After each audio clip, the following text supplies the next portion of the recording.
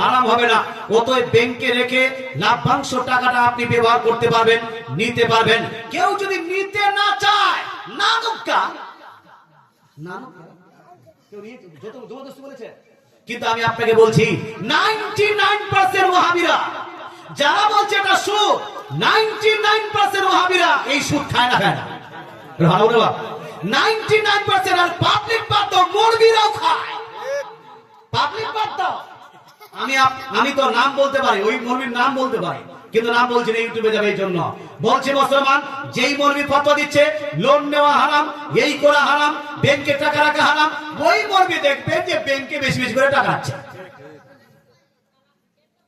হ্যাঁ জি, আমি বলছি ভাই, আমি আপনাকে বলতে চাই যে খবরদার সে সুন্নি হানাফিদের উপর ফতোয়া দিবেন না।